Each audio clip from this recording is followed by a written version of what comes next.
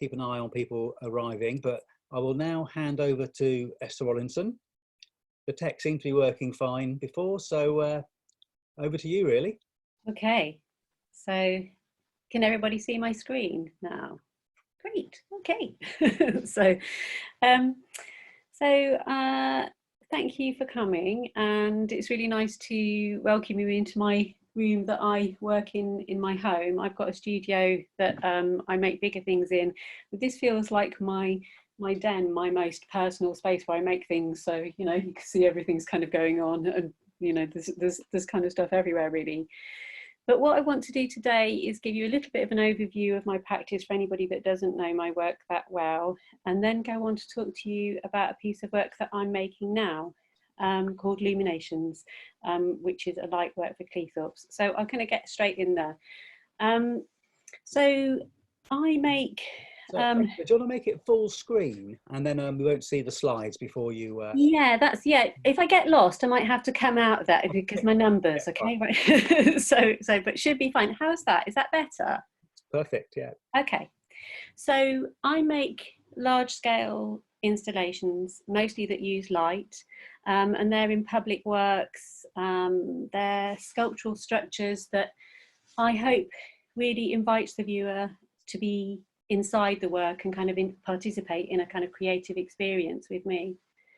And I think my focus is really on the sensory connection to the world, and really I'm kind of wondering about what is our sensory language, you know, and how do we connect through our kind of sensory experiences. So I'm a process-based artist, you might describe that. I mean, all artists have processes, you know, but I suppose what I mean by that is that I'm always looking for the right material to express the sensation of the feeling or whatever it is that I'm making for each piece of work. So I don't have a kind of an affiliation to one material. So technology has always been really key in my work, and right from the beginning in the 1990s, I've used digital technologies in some kind of way. I'm not a programmer, so often that's been more to kind of produce images in my own sort of skill set, but also in working with programmers. And I've always thought, well, why is it that I've always been drawn to that? And that was a question when I was thinking about giving this talk, you know, why has computer technology always been so important? And I think it's because it just gives this amazing sense of life. And I think when we were talking last week about the Sensor and about how it kind of came to life, I thought, oh yeah, that's exactly the feeling that I've always sort of been interested in myself, is how can this thing just stay in motion, stay active? So in this talk, what I want to do is in a way show you some of the systems that I use to explore my structures. There's lots of different kinds of connections kind of going on, and I think it's just about those that are personal to my practice. So to begin with, I'll just show you a few examples, and there's plenty of other things that you could see on my website, but here are 4 examples of public works that I've made.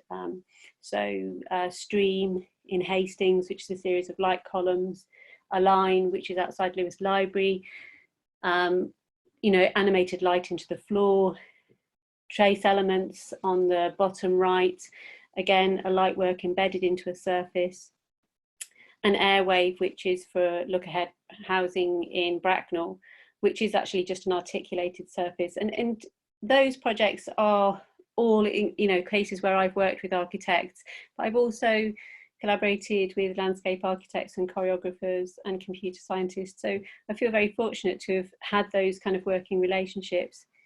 Something else that I've often done is create concepts for light works that have gone on to be produced as bigger parts of bigger schemes. Here's the underpass in Bow Riverside and along the seafront in Hastings, and one in Brighton there. In more recent years, I've really kind of come, well, that, you know, for many years I worked to commissions, and more recently, in about the past 7 years, I've really wanted to make work that comes right from the core of my practice, the things I've most wanted to make.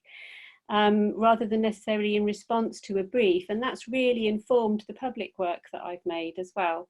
But this is an example of that was commissioned for Make It York for the Light Festival. And this is a piece called Flown. And this is the first time I made a leap, not into having a work manufactured, but making it myself by hand. So it's called Flown, and it's got over 800 to 1,000 pieces of hand-folded acrylic in it.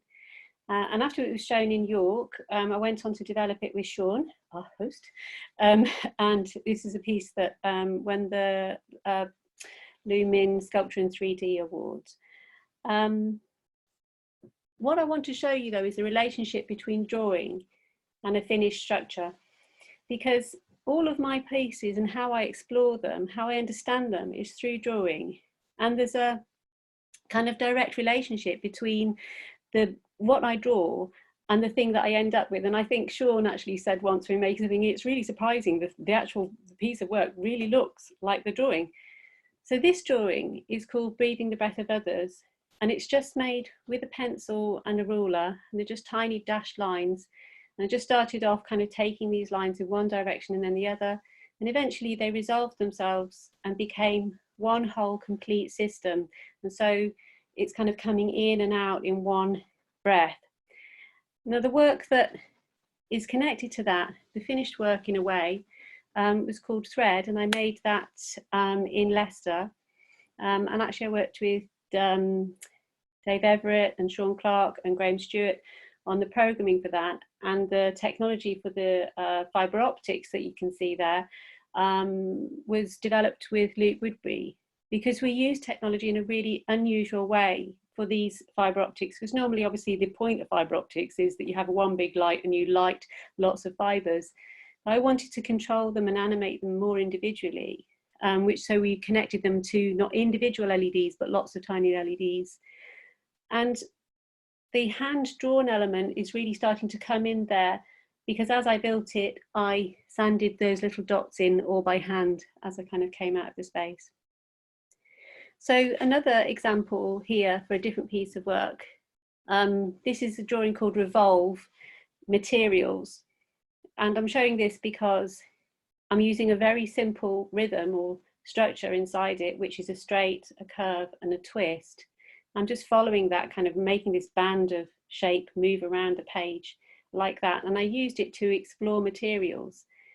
And then you can see in the finished work, which was an installation for, initially for the Curve Theatre in Leicester, that I took galvanized steel mesh and then I made it follow in the space, I suppose in a kind of choreographic way, a straight, a curve and a twist. And I composed it, not knowing exactly what the final shape would be, but using that rhythm. And then in the way that it was programmed with the lights, I also was working with Sean on the body of work that we continue to develop now, where those rhythms are being analysed inside an app, and we're just playing them back through the structure in this version. So now I want to show you some of the work that I've been doing for Cleethorpes. A little bit of background to the commission. I was commissioned by, first of all, I was invited by Hazel Cahoon and Andrew Knight, who are arts consultants, to submit an expression of interest to see if I would want to make a piece of work that would have a nighttime presence on the North Promenade in Cleethorpes. And so obviously I said yes, and they are very familiar with my work and have commissioned me before. So they kind of knew that I would most likely work with some sort of structure and light. It's a competitive process, and that's really part of your practice in public art, is to kind of go and be able to present what you would most likely make in this sort of context. And there would be other artists working on major works for that area as well, and I would need to work with them too. So to show you something about Cleethorpes, this was the first image I saw of Cleethorpes. And to be honest, I thought, oh my goodness, there's just like nothing there. And this was a picture from Google Earth. And I thought, this is a completely empty space. But on the day that I went to see the space and came for the interview, I walked out of the station, which comes onto this, comes out exactly at this point. The train station is on the beach, and you walk out of the train station, and here is this amazing vista. And rather than being a kind of space that felt kind of dead and lifeless, which is what my impression had been on Google Earth, I felt that it was just so full of life, and in fact an incredibly beautiful space. I think it's a completely sort of, I think when you're kind of making a commission like this, perhaps there's reasons why a place might be down on its luck, and you won't be able to necessarily solve those as an artist. But what I find interesting is to connect to the things that people quite clearly love about that place. What is it that inspires them? What is it that's asked them to say, you know, for an artist to come and express something? And you can see in that bottom right hand image of those people running along the front there, that this space has gone from somewhere that you might have thought of as being quite abandoned to it's full of people exercising. And there's a fitness club down there, and all the time there's people training up and down the beach and really connecting with nature. So this is a little, no, can't just get, can I play that? You can see that the horizon line is absolutely enormous, because the Humber is going out into the sea there. And so this enormous vista, it really affected me. And I hoped I expressed that in the interview actually. But also, this is also another view of Cleethorpes that's a very strong experience of it there. The weather is insanely harsh. And one of our site visits included the side of a building just peeling off in the wind. I felt the first thing that came into my head was, this work cannot afford to have any mass. It needs to be linear, because anything that's got mass in this incredibly windy space is going to be under a lot of strain. I'm just going to say, Sean, that I think somebody might have their mic up, because I'm getting a lot of squeaking. Can you hear that, Sean? Is it gone? Okay, it's gone now. Okay. So the first thing that I have to do is develop a concept proposal. And in this, I had to do site visits with the project team, who are the arts consultants, Hodson architects, who are very influential in really promoting Cleethorpes, and also the other artist, Wolfgang Wilder, who's a fantastic and interesting artist who was commissioned to make a kind of an iconic structure. And so we had to have that sort of dialogue, just very loosely, of what we were going to make and how we were approaching the space.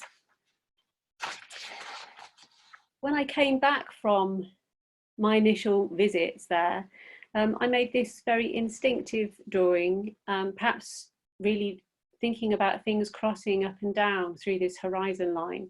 And for me, when you start to make a piece of work like this, I don't put any rules down. I'm completely free in how I want to draw, and just let something sort of happen.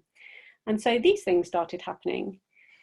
Just a couple of little sketches there, and there are obviously a lot more than that, so I'm just going to give you a kind of little overview of that.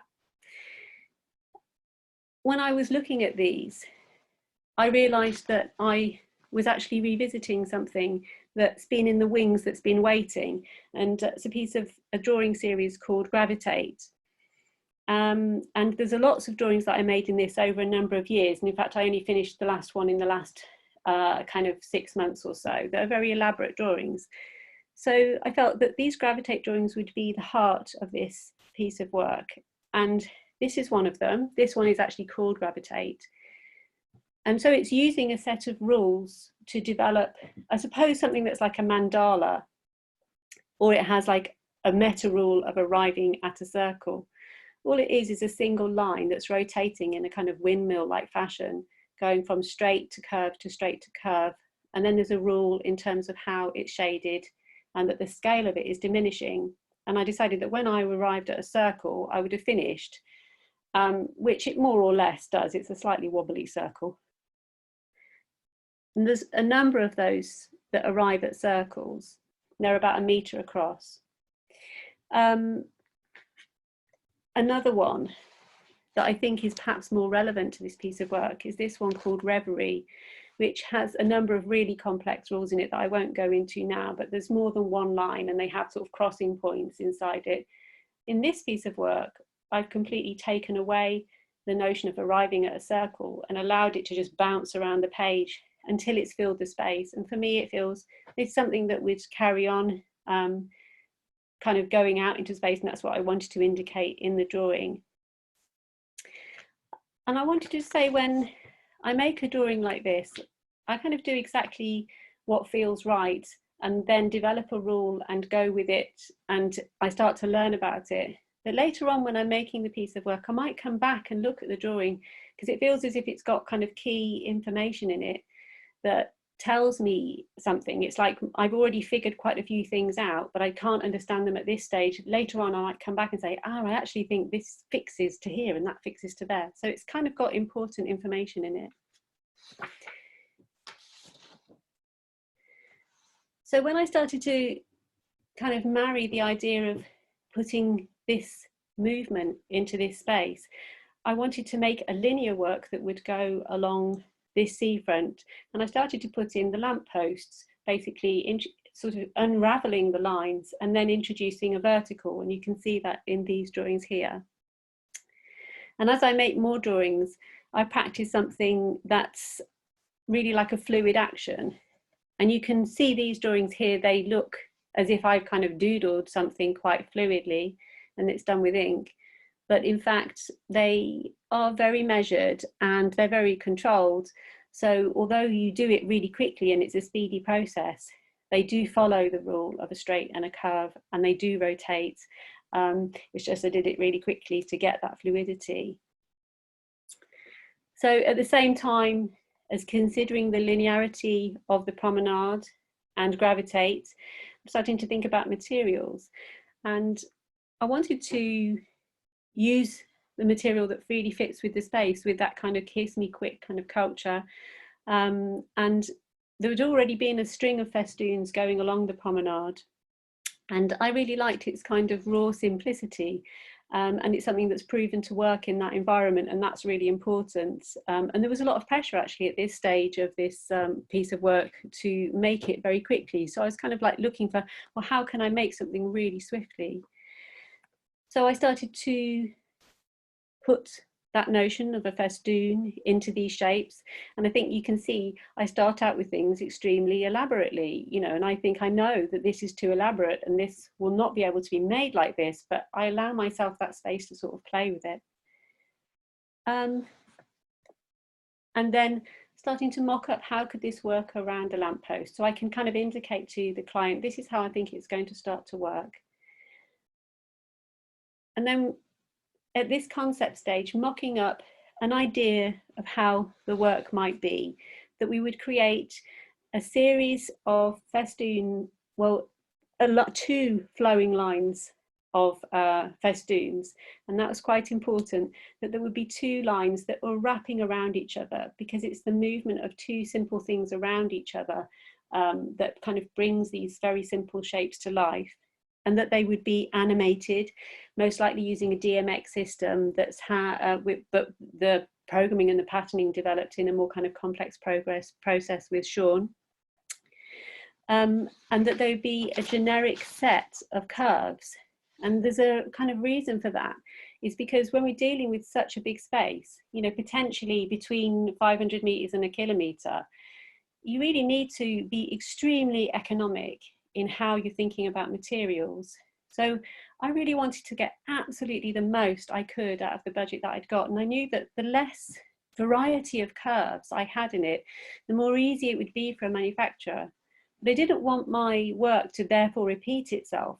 I wanted to use those curves as a language where I could take one, extend it with a straight, and start to articulate this line in all sorts of ways. And I suppose at the same time, I want to come back and say, well, what were the things, the sensations that I was sort of considering in the work? For me, the Gravitate series, and I hope this piece of work, are about kind of that feeling that you have when you walk out onto that beach, which for me is a sort of sense of release. Like the moment when you kind of let go of your cares, or I have described it in my proposals as the moment when you kind of go round on the Big Dipper and you know, gravity loses its grip, and for a moment nothing can contain you. And I suppose I wanted it to express that feeling of kind of joyousness, I suppose. And although it's potentially very simple, it's also got light kind of flowing through it and how those light movements are going to work. But this is a proposal at this stage, of how we're working. This is a proposal, and it's a proposal for a piece of work on the seafront that's a system, but we don't know exactly how it's going to be yet, and we don't know all of the details of it. Just to say, at the same time, Wolfgang also made his proposal, which is absolutely fantastic, which would be, his site was at the end of the North Prom, so somewhere that you would arrive at, and his proposal is, and the work is going to be, an enormous 20-foot white palm tree. So these curling lights would lead you to this enormous iconic white palm tree on the end of the seafront. So now I want to move on to more of the details of really how it's being made. So the proposal is for an extendable system at this stage, and that's not an easy thing to kind of give a client in public art, because I think a normal process would be to say, okay, here's my piece of work, here's my sculpture, or here's my light work, excuse me. This is the detail of how it's going to be made, and we're going to install it like this. But when you're making a work that you want to become an extendable system, you can't say that. You need to say, well, actually, we have to go through this first level of a manufacturing process to find out what the system is. Because in a way, you're developing a material. And that's actually quite a leap of faith for a client to make. And I do feel that they were very responsive, really, because you need to be able to engage an engineer, you need to engage a team of people to work on it. And we were very fortunate in finding Light Lab, recommended by Andrew Knight, who've been absolutely fantastic. They're specialists in architectural lighting. So, but when you've been through that process, although you can't give that detailed budget right at the beginning, when you've been through the process, you can then cost a piece of work like this virtually by the meter, and you can say you can have more or less of it depending on what the budget is. So it's kind of an interesting, it's a different way around of doing it. So to begin with, in trying to communicate to Light Lab what the scheme was going to be, although they had a very good understanding of it, really, I made a series of brass wire models, and the lines and the movements that are inside those drawings, which are just literally straight lines and curves, are very easily translated into tubes that are now kind of rotating in 3 dimensions. And we were then kind of working together. I was kind of breaking these down into a series of curves, so we could try to pick out a series of shapes that could be repeated to kind of create all the different forms. And again, here we're pretty much too complicated, but we're just trying to find a way of going back and forth to understand it. At the same time, there's a lot of other things that are happening, and in a public artwork, all these different things, and I think it might be just my work actually, there's lots of different things happening at the same time. So I'm having a conversation with Sean about programming. We're analysing the light levels that should be present on the seafront, where the work's going to start and finish, how it relates to the other artists' work. And very importantly, we're surveying, a survey was commissioned to test the lamppost, because that's really important that they can carry it. And I started to work with the engineer that works with Light Lab to find out what the limits of the project were. So my questions to him were, how far can I extend the shapes away from the lamppost? How many bulbs can we support? And you know, how can I make this sort of more simple? What are the arms going to be like to support this? How can we reduce those and make them not too sturdy? You know, so everything, we can pare it down so it's the most succinct and elegant line that we can make it. And actually this was really a very challenging conversation, because every engineer has got a different approach, and each time I'm learning as an artist when I'm working with an engineer. And, you know, understandably, he would want me to say, he said, well, draw the line and I will make it stand up. And I was like, I can't draw the line until you tell me where the line can go, how far apart can it go. But we kind of went back and forth until we kind of got to a point where we could draw up these drawings. And you can see here some mock-ups, and it's kind of coming, the shapes are kind of rocking from top to bottom and in and out in this version.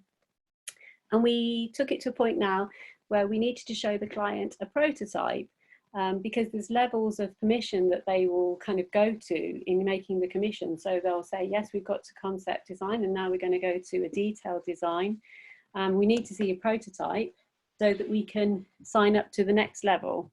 So this is a prototype of the lamp, one of the lampposts. There's two there actually, but it's quite hard to see the one in the front.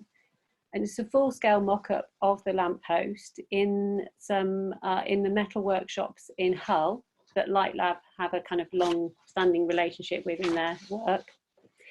And you can see it has an addressable festoon system on it. And on this day that it was all sort of set up for the councillors to come in and make their approvals. And as part of this process, it's interesting because I think that language of parameters and extendable systems had really permeated everybody's language. And during this, you can see that people can see that it's a flexible system. We will have more of it, we will have less of it. Can we make it do this? Can we make it do that? It's like everybody starts joining in, which is not always positive, but you know, it's you have to accept that if you're making something that's flexible, that there's a kind of transition where you can see that as an artist, I'm going to be saying, this is going to express this work correctly, or this isn't, but we have got so many different choices to make. There's a lot of uncertainty in this process, so that doesn't make it easy. And there's a certain point where things will fall into, you know, there'll be a line in the sand and you say, well, actually, we have to do this part of it. And that's a useful stage. So this is a little video of the prototype.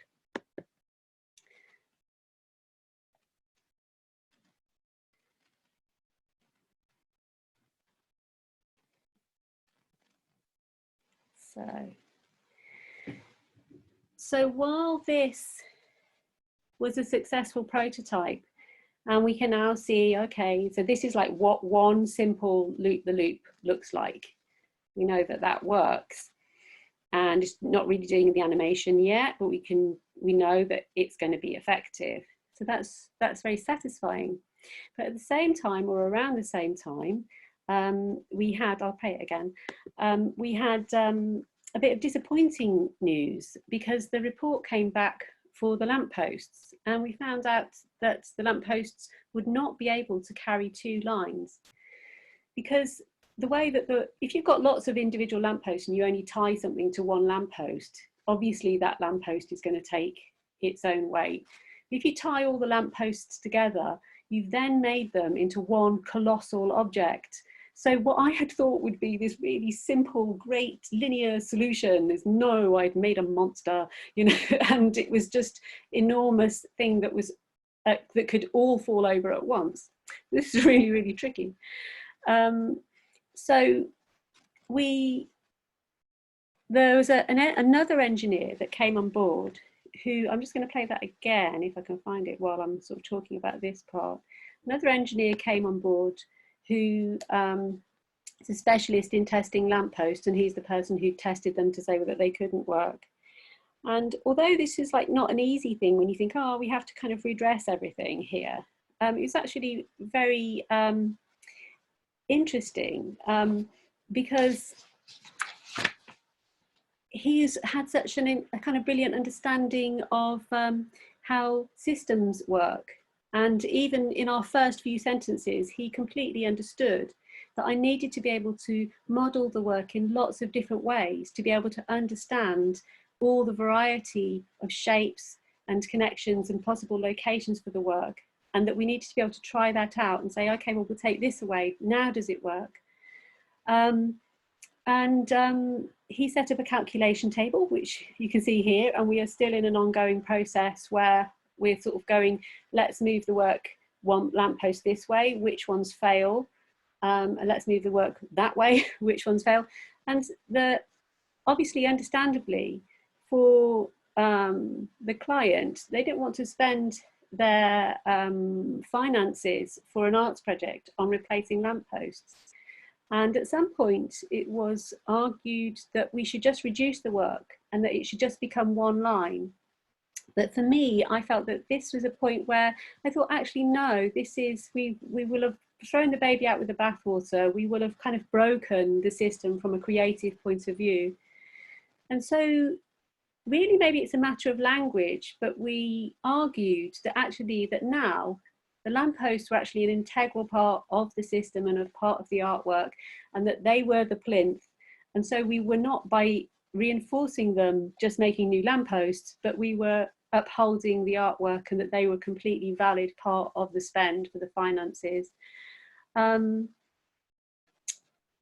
Something else though that happened in this process was that the perspective that this second engineer has brought to the project, which is really interesting, because then you've actually got two very interesting different perspectives from engineering going on. You've got somebody who's really thought of a very succinct way of holding the lines up, and now somebody who's come in and said, well, actually, if we don't connect all the lampposts together in terms of their forms, but we only connect them together at one single point, it's quite hard to kind of explain it, but basically we can allow the line, every time it goes around the lamppost, you can do whatever you like around the lamppost. You can be far more elaborate than you thought, because it doesn't make any difference to the stress or the strain if we land the end of the line between 4.5 meters and 5.5 meters, and we put it in the center of the post, between the center of the post. If we do that, then I've got this enormous freedom to work.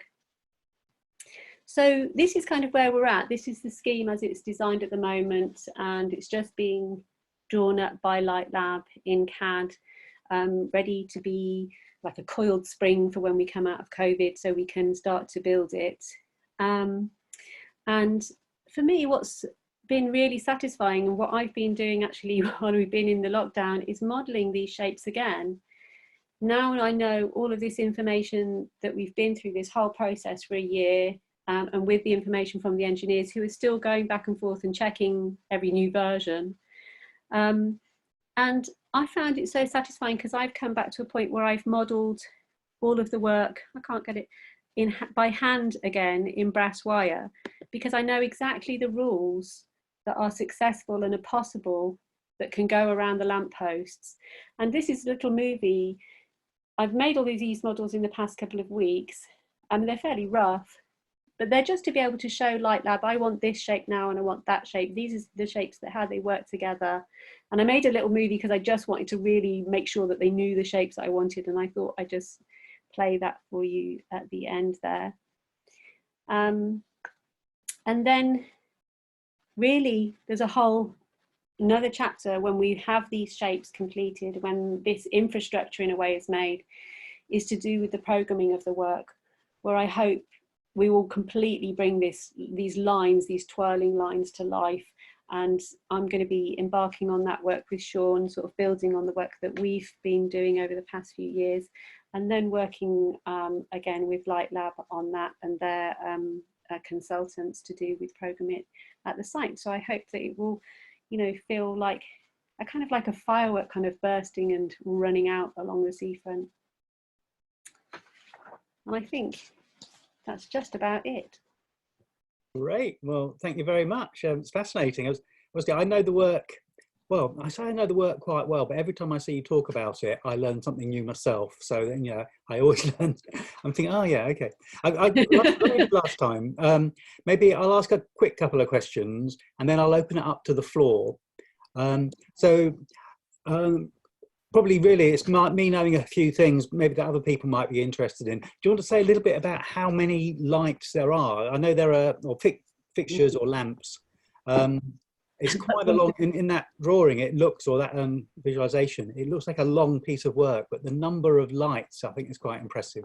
I'm trying to think about, I can't actually tell you a number of bulbs at the moment, but there's around, there's around, if you ran a straight line between each lamppost, there's 20 meters between each lamppost, and it's around 40. But this is again when you've got a kind of system and you're being really economic, we may change the pitch between each of the posts so that the lights are really tight and intense when they go around the lamppost, and then they stretch them out so that visually as that animated line moves, you kind of go and then to the next one.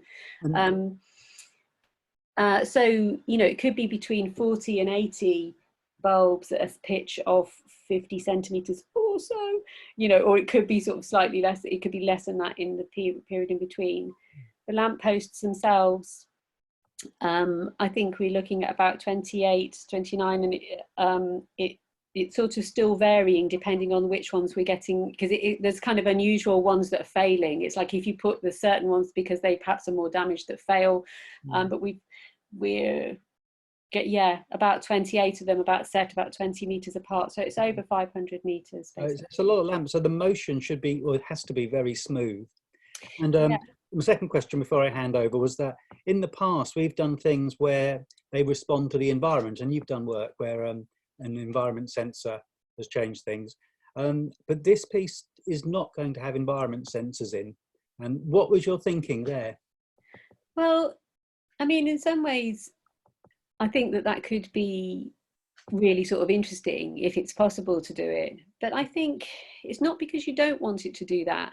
But the most important thing really when you've got a piece of work in such a vulnerable spot is that it has this baseline that it will work under any circumstances. So you can't kind of afford, I think, it's really pragmatic. It's not to do with the creative process. Creatively, I would have potentially relationship to the environment, because I think it's then sort of connecting into its space even further. I mean, and one of the things about making a work that uses a system is that you are really, it really allows a public artwork to connect to its space, because you're responding to all the things in those spaces.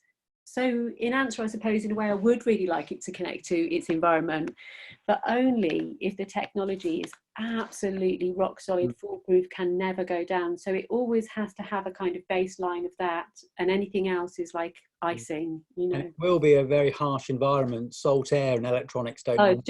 You can't. I mean, it really, it's brutal, the technology, really. It has to be. And when you see how intense the weather is there, and the most important thing is that it works and that it's sensory. It feels very sensory. Okay, any other questions? I think the thing to do is unmute yourself and ask the question, and then we'll deal with any crossovers as and when. I've got a very simple, pragmatic question, really. Is there a date for this yet, Esther? It's a kind of been a bit of a moving feast, really, because it was actually supposed to be completed a while ago, sort of a few months ago, but we keep having to we've had to move it forward for various reasons, because really, in a way, it's not just this project. There's two other projects, and they're all of this level of complexity going into this space. And I think, as ever, most clients really do want, everything to be as fast as possible, which is really understandable. But they take their time. There's such a lot to sort out, and we hope that it appears extremely simple at the end. Right now we're completing this detailed design period, and then there should be a kind of 8 to 10 week manufacturing, and we'll be ready to do that. So as soon as it's open, we will be ready now. So in some ways it's bought us a little bit of extra time. So yeah, it looks fantastic. Yeah. Oh, thank you very much. Yeah, I mean, hope if it was, ideally it would be great if it was open for the winter, wouldn't it? Because then it's a light work opening into the winter nights. That would be nice. We did want to open it for the summer, but it wouldn't have made any difference anyway. So no, it looks great. Thank you. I have a question with regards to the programming. It's an absolutely incredible project. It looks so beautiful. I was wondering, did you have any idea if you wanted to create different atmospheres, different paces of the lights, depending on, I don't know, a season or the time of the day? I hadn't thought about it that, because they have to remember it really will be a nighttime work, but it's also, yeah, I mean, not to do with the programming, to do with the time of day. It just made me think about that when you said that, because really in the day it is like, I hope it is like a sculptural black line or a series of black lines. I hope it's beautiful in the day, you know, but I feel like I'm just starting, it's always there, the notions of the movements, and I haven't really, I've been so sort of in this part of it that I haven't sort of developed it yet. But when I think about it, you know, you know that kind of moment where it sounds naff, but you know, you have to go there, don't you? But when you know, you're at the end of the firework display and there's that fantastic golden firework that just comes down. It's those sorts of movements that are really sort of big and kind of indulgent. And, and I don't think that this is a case for less is more. I think it really needs to just go, and that you want to have a light start at one end and then at the other end, and you're watching them and you want to see what happens when they bash together in the middle. And but then also times where you kind of worried, has it stopped, you know, has it gone out? And I kind of think, because this beach, when the tide goes out, you can literally walk half a mile to the edge of the sea, so you will be able to stand back and sort of see that. And so I'm looking at it in my mind from all different angles, and you know, what's it like if you stand underneath it? Will it feel like the light's falling on you? You know, will it? Yeah, so it's really sensory. Yeah, I hope that answers that. So beautiful. Oh, thank you. Great. Do we have any other questions out there? I'm Oh, maybe you could, oh, sorry, yeah. I'm curious if there was any kind of resistance to like light pollution with this project. If people were in the city were concerned about how the sky would change and the visibility of the stars would change. And don't get me wrong, I think this is beautiful and I'm excited, and I'm... No, don't worry. No, honestly, that'd be the least worst thing that people could say, you know. So, like, you know, really, I thought of so much more in the process, you know. No, it's like, no, there hasn't been any concern about that, but it's a highway. Oh, it's not a highway.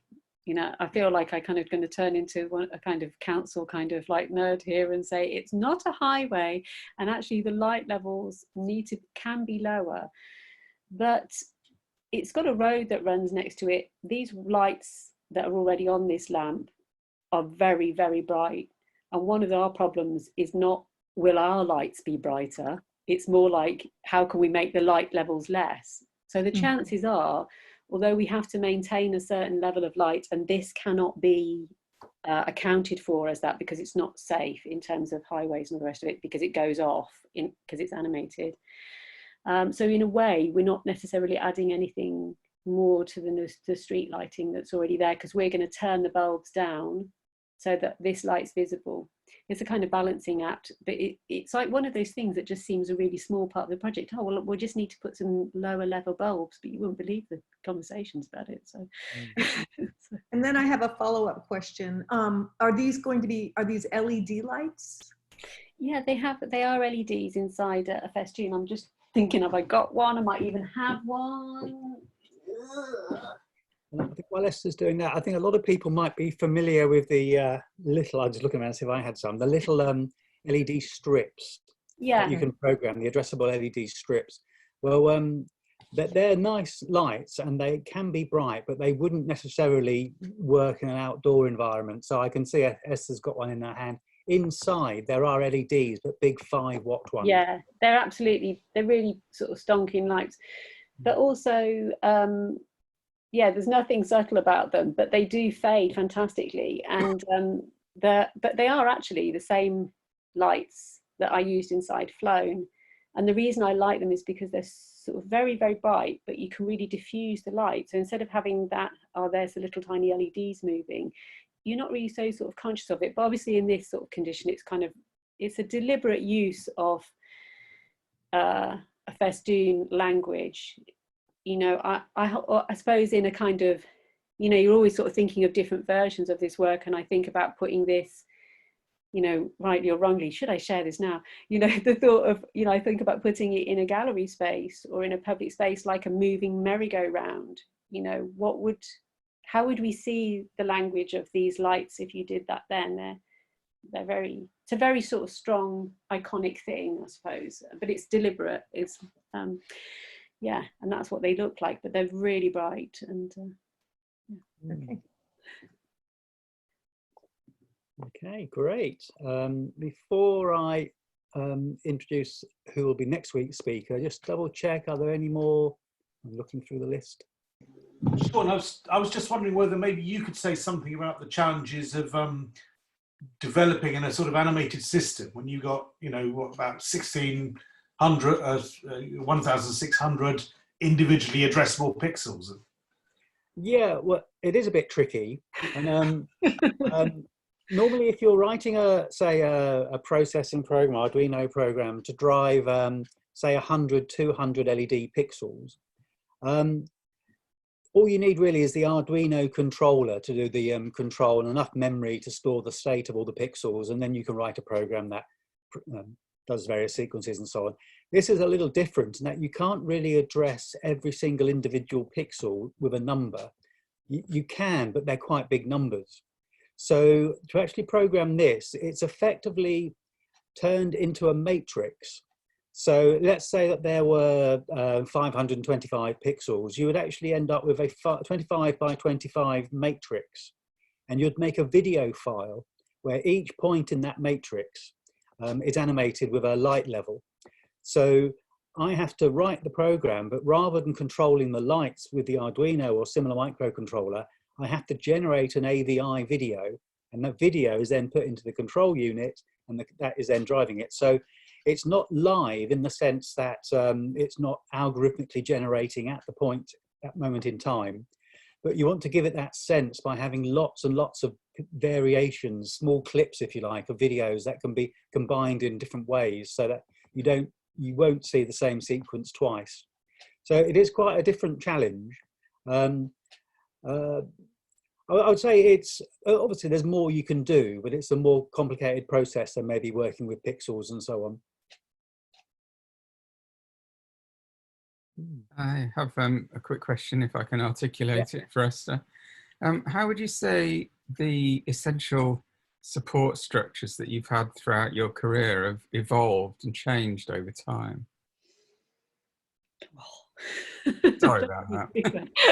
Like, what do you mean by support structures? Do you mean like people I've worked with, or? No, not necessarily, but when you first started out, what was there in place to enable you to make that journey from where you were then to where you are now, and how have those evolved? Do you mean from being a baby artist when I'd just come out of university? That's yeah.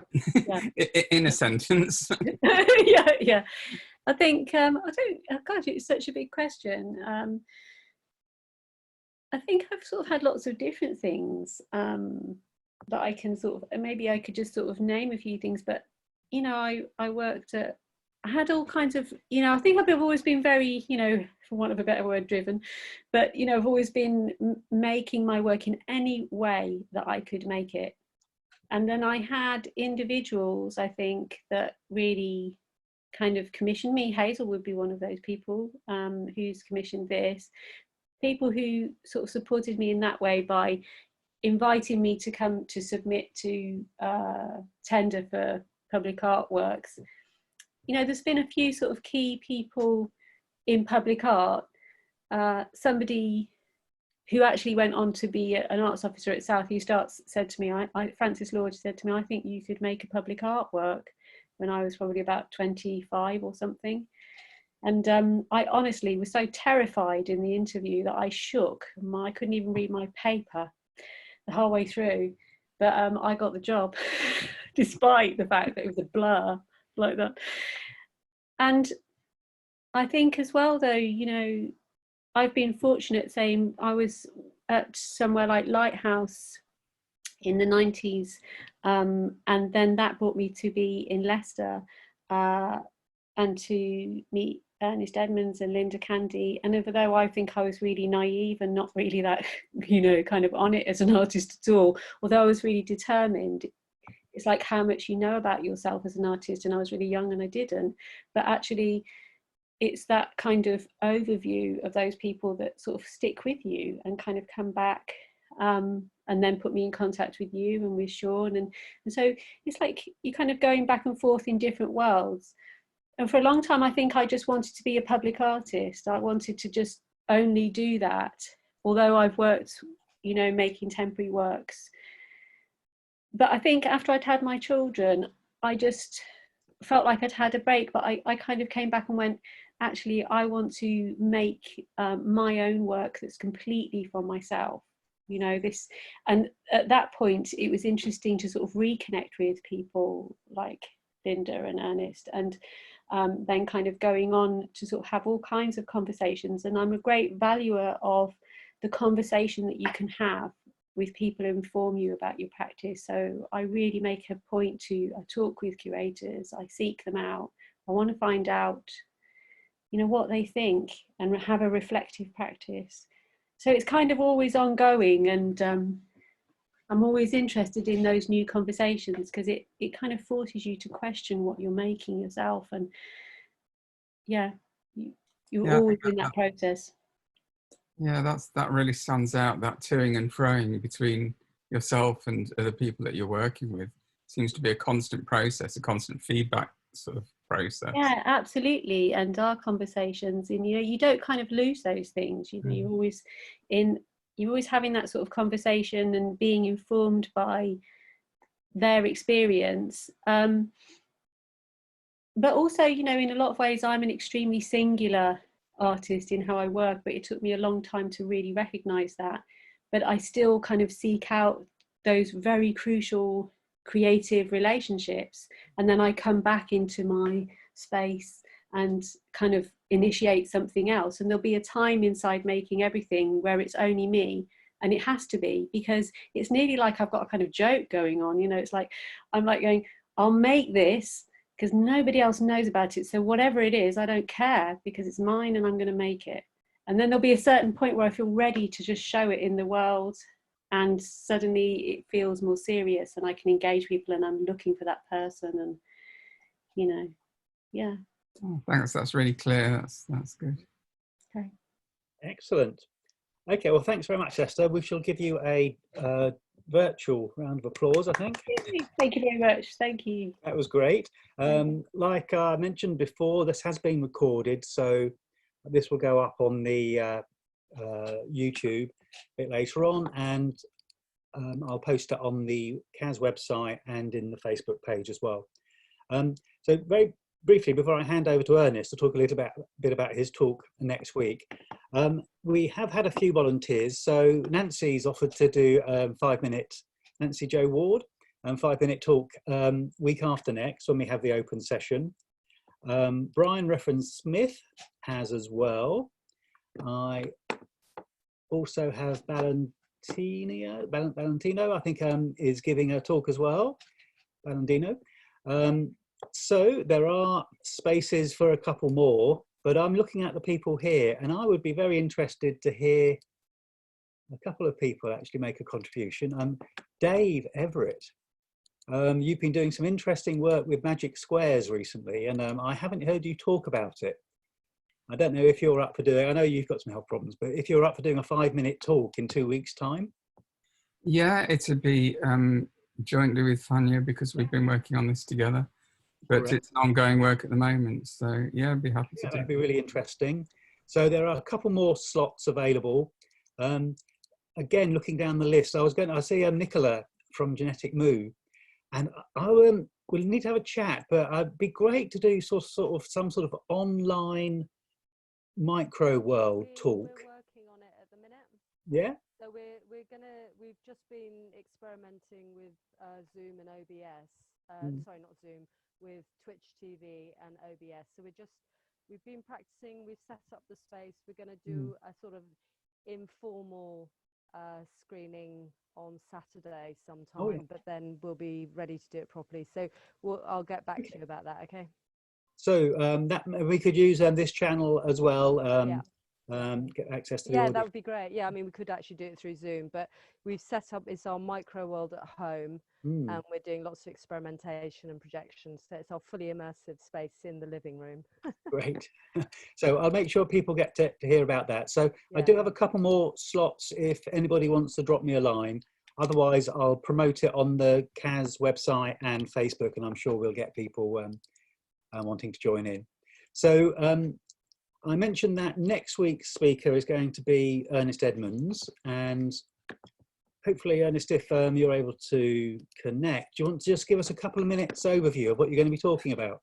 Very, very quickly. Thank you, Sean, and thank you, Esther, for that very interesting talk. I'll do my best to come up to some such standard next week. My talk next week is called Network Art in a Lockdown Time. So that pretty much tells you what it's about. So I want to emphasize the need for looking at art a bit differently in these times, and who knows how long these times will go on, just in the same way that we're looking at meetings differently. And I'm interested in the distinction between art being delivered over the internet and art that is made for the internet. So network art being art that's actually made to exist on a network in the first place. And I've been working on such art for about 50 years now. So I will go over some of the history, but mostly around my own work, point to where I'm up to now, and discuss a bit about the future of what does it mean for making art that is intended to serve the purpose of being delivered, of actually existing in a networked world, which seems to be the kind of world that we're living in today. Excellent. I should look forward to that, definitely. Okay, so unless there are any other comments, questions or thoughts, we'll probably call this to a close. I noticed there's some great comments, thank you very much, in the Zoom group chat. Do you want to have a little look at that, Esther, before we finish? So? Oh, I don't know where it is. I need to stop sharing my screen, I think, actually. I'll leave it open for a little bit so you can find them. Okay. Okay, and so we had about up to 40 people today, so we're getting some good amazing. numbers here. So we'll definitely carry on doing them. Kind of can't get off my thing. So, Well done, Sean, well done. Thank you. Okay. yeah, well done. Sorry. Thank you. There we go. Okay, yeah, so catch up with you next week. Thank you very much. It was really great today. Thanks so much. Thanks, Esther.